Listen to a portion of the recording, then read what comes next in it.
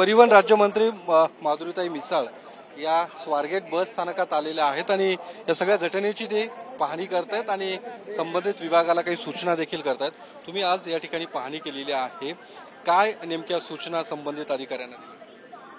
पहिले तर जे काही घटना घडली त्या अनुषंगाने आज आपल्याला आगामी काळात काय योजना करायला लागतात त्याच्यासाठी आज खरं तर ही पाहणी आहे।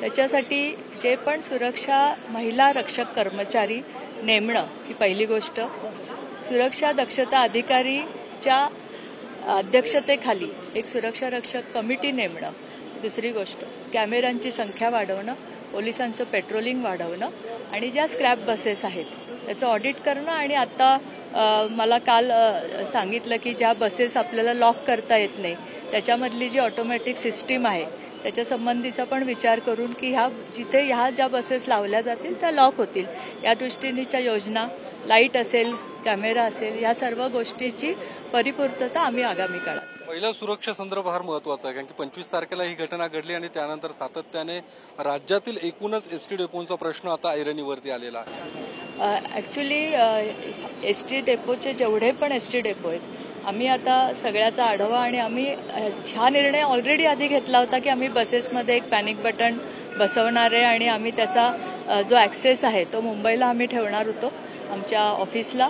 आता त्या पद्धतीने आम्ही ते काम आम्ही पहिल्यांदा जलद गतीने सुरू करणार की बसेसमध्ये पॅनिक बटन असेल आणि दुसरी गोष्ट प्रत्येक आगारामध्ये तक्रार निवारण कक्ष असेल आणि एक नंबर दिला जाईल जिथे तक्रारी करता येतील, तर ती योजना पण आपण पहिल्यांदा लगेच लागू करू। तर या सगळ्याला एसटी महामंडळातल्या कर्मचारी अधिकाऱ्यांवरती काही कारवाई होणार आहे का?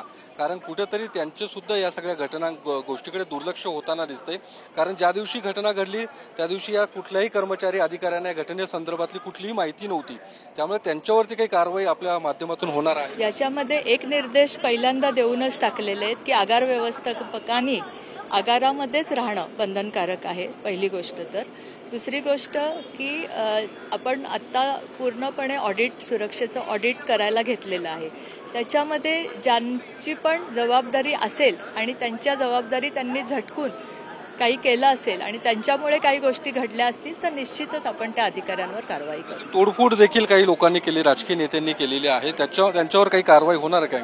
सरकारी मालमत्तेची तोडफोड ते आता पोलिसांनी मला असं वाटतं की त्याच्यावर कारवाई केली असेल, तोडफोडीचा गुन्हा त्यांनी नोंदवलेला। तुमच्याच मतदारसंघात येते, मात्र घटना 25 तारखेला घडलेली आहे, तुम्ही आज या ठिकाणी आलेला आहेत, कुठेतरी या सगळ्या याला उशीर झालात कारण की तुम्ही या ठिकाणी पोहोचणं दुर्दैवाने मी नव्हते पुण्यामध्ये, पुण्यात असते आणि मी येणार नाही असं तो होणार नाही हे तुम्हालाही सगळ्यांना माहिती आहे। जसं मी रात्री आज पहाटे मी आली आहे, सकाळी 6:30 वाजता पुण्यामध्ये आली आणि मी लगेचच इथे पाहणीला आले। कॅमेरामन विशाल रायपुरेसह मी योगेश बोरसे, TV9 मराठी, पुणे।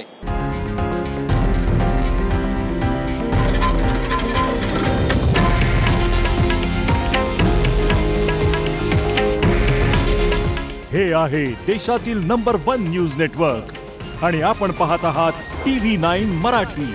काळजी तुमची, हित महाराष्ट्राचं।